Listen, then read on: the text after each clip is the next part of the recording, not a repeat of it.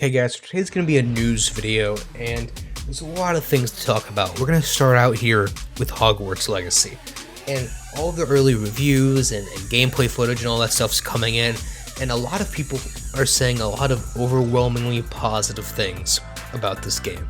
Now, I've been skeptical about this game from the beginning just because this is so hard to do, and magic combat is hard to do, and it's taking an RPG element, and the more stuff they reveal about it, especially like how long it is, and how there's over 100 quests and side quests that you can do, and it's open world, and it's RPG, and you can create your own character, which means there's not going to be like a pre-made character with good dialogue lines and a relatively decent story that tends to go hand in hand with creating your own character.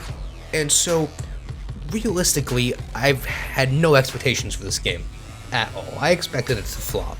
And my biggest concern is a lot of the new information is talking about how long the game is and how much you can do and how many different side quests there are and all that stuff, how much there is to just explore.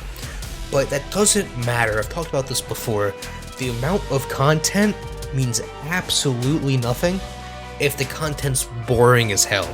The combat isn't good and somewhat new and does something different and is constantly evolving and is somewhat complex, then I'm not going to be interested. If the gear isn't interesting and the leveling system, if I'm not going down some sort of interesting skill tree with the whole RPG element, I'm not going to care.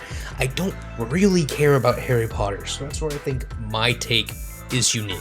I've seen them all, like I know the basics, but I'm not gonna know, oh, this is the room where that thing happened. I'm not gonna know any of that. I'm not gonna know like any of the side, like minute details. So I think they're gonna have a harder time with people like me, and that's why I think I've always been skeptical about this game. How does it play as an RPG magic game, right? Forget that it's Harry Potter. Does it play well without the license attached to it? That's what I'm going to be focusing on. So that's the big news. Obviously, within the next 2 weeks, we'll see how this game actually plays. I've decided to focus on this instead of Dead Space. Maybe I'll come back and play Dead Space at a later point. It's getting a lot of really high scores, but being that the game's already out, technically it's just a remaster in a sense, and so I really don't want to spend the money on something like that when I could try something new and unique. So, from there, let's transition over something totally different. So yesterday on Game Pass, Hi-Fi Rush dropped, and if you don't know what this is, because it's only been out for a day, it's essentially like a beat-em-up melee combat, but synced to the music type of game. It's a really interesting idea, and it works pretty well, honestly, but the amount of hype I've seen for it isn't to the level that the gameplay is. Now, I'm not saying that the game is bad. It's not. It's a really cool idea. It's unique. It's something different. It looks really good. We need more unique styles of games like this. It takes stuff that works really well, the typical beat-em-up style with waves of enemies and boss fights, along with relatively decent writing and, again, good graphics, and changes it up by syncing it all the music and bass attacks and playing it to the beat and stuff like that. But people are saying this is like game of the year, best thing they've ever played, God of War Ragnarok, Elden Ring level game. It's good. Again, don't get me wrong, but calm down. It's not that good. I just wanted to put in my 2 cents with that, because I've just seen so much about this game and how it's the best thing ever made. Again, I'm not trying to hate on it, but I just want to be that guy, alright? Don't go into it expecting it to be the best thing you've ever played. It's good, it's a fun time, especially for $3.99 on Game Pass, but it's not Game of the Year contender. It's just a fun, good time. Now, the final thing you're seeing on your screen now is the day before. Now, I think I've talked about this game before. I'm not certain. I feel like when they first showed this trailer, I talked about it a bit. If you don't know what it is, it's another zombie game, but it looks a lot, just from the gameplay that we've seen, like The Division, just mechanically and the atmosphere and just the way that the character controls overall, but it has zombies. It's like a State of Decay and Division crossover that's open world, right?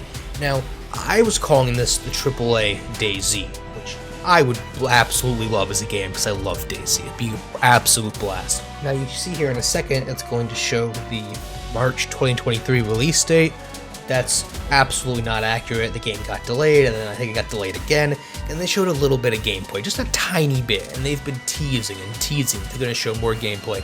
People have been begging, hey, it's playing 2 years, show your damn game. I want to see what the hell you do in this game, right? So they finally commit. They say they're going to show a gameplay trailer, right? Just a pure, generic, not cut up or staged, just a gameplay trailer showing off the game's mechanics. So this goes out, I want to say it goes for a couple of weeks. It's finally close to release time for that trailer, and you'll never guess what happens. Supposedly, there are legal issues with the name of the game on Steam. So the day before is now, since the 2 years of the original trailer, been trademarked by another game. So now there's this whole legal thing going back and forth saying, oh, well, you can't release the game under that name because this game already exists, but we had our trailer out first. So they're going back and forth and back and forth and back and forth. And they said they'll release the gameplay trailer whenever the issue's resolved, which I think is kind of convenient for not people who seem very reluctant to release a gameplay trailer. Now, obviously, I hope it's good, but it is good that this game is getting delayed, honestly, because, like I've always said, I'd rather the game be delayed and it be good later than it come out and be trash forever. Also, we have, Dying Night? Nope, other zombie game, Dead Island 2? Yeah, Dead Island 2 releasing in, the next 2 months, so these can't come out at the same time. It's just too much zombie game. Another final thing to talk about that released yesterday was a new Redfall trailer. Now, unlike the day before, they're showing a fair amount of gameplay here, and it's not helping them out. This game, the more they show, looks worse and worse. And, of course, they're showing stupid pre-order bonuses and exclusive stuff that just proves to me that they're going to have a store. But one, this game looks bland, it looks kind of boring, it looks clunky, and it looks a lot like Back 4 Blood, and I absolutely hate that game. I have a video on it. I got a lot of dislikes, back when dislikes were a thing. I just don't like that style of game, and that's what this reminds me of. I mean, obviously, I hope it's good. I hope it's a blast. But for how much they've been advertising for it, and the budget they've put into the cinematic trailers and showing this off at every single conference they have, it just doesn't look as promising and as much as a console seller as they've built it up to be.